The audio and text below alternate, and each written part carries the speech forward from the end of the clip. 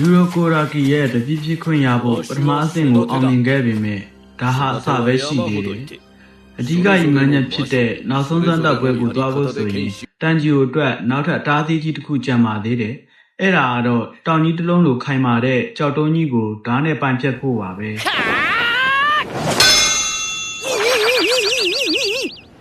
တနစ်တိတိအချိန်လေးကုန်လွန်သွားခဲ့တယ်။တန်ဂျိုဟာနေတိုင်းတောင်ပေါ်တောင်အောက်ပြေးလွှားပြီးလေ့ကျင့်ခဲ့တယ်လို့あれが前のです今日はこれが本当に邪魔でညီမလေးနာသူကိုကလည်းအကြောင်းရင်းမရှိနှစ်နှစ်တိုင်တိုင်အိပ်ပျော်နေခဲ့ပါရဲ့တန်ဂျီယိုအတွက်တော့ညီမလေးကိုကယ်ဖို့မျှော်လင့်ချက်ကဒီကြောက်တုံးကြီးကိုဖျက်နိုင်မှုပဲရှိပါတော့တယ်ဒါပေမဲ့လူသားတစ်ယောက်ရဲ့ခွန်အားနဲ့ဒါဟာဖြစ်နိုင်ပါမလားသူမျှော်လင့်ချက်ကုံဆုံးနေတဲ့အချိန်မှာပဲမြူတွေကြားကနေထူးဆန်းတဲ့ကောင်လေးတစ်ယောက်ပေါ်လာပါတယ်သူကတော့မြေခွေးမျက်နှာဖုံးစွပ်ထားတဲ့စာဗီတိုပါ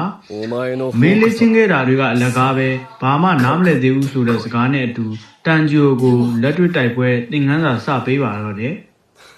ルワケだ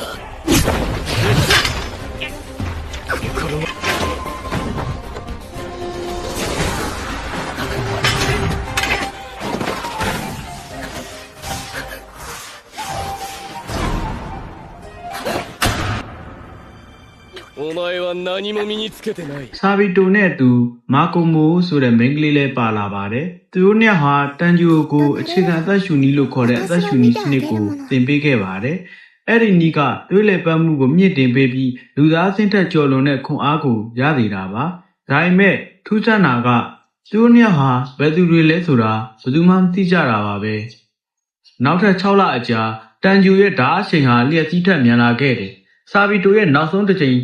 ထိတ်တိုက်ရင်စိန်ချိန်မှာတော့တန်ဂျီယိုရဲ့ဓာတ်သားဟာစာဗီတိုရဲ့မျက်နှာဖုံးကိုအလဲကနေပိုင်းဖြတ်လိုက်နိုင်ပါတယ်一瞬で勝負は決まったこの日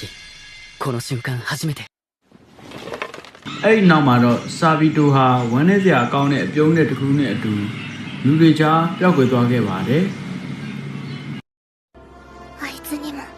သတိပြန်ဝင်လာချိန်မှာတော့တန်ဂျူရှေ့မှာရှိနေတာကစာဗီတိုမဟုတ်ပါဘူး။တချမ်းကွဲနေတဲ့အေယာမကြောက်တုံးကြီးပါပဲ။သူနောက်ဆုံးတော့အောင်မြင်သွားခဲ့ပြီ။ဒါပေမဲ့စာဗီတိုတို့ကဘယ်သူတွေလဲ။သူတို့ဘာလို့ပျောက်ကွယ်သွားတာလဲ။ဒီလိုအချက်ကိုသိကြည့်ရင်တော့ရှေ့သက်လာမဲ့ Final Selection နောက်ဆုံးစမ်းသပ်ပွဲအပိုင်းကိုစောင့်ကြည့်ပေးကြပါဦးဗျာ။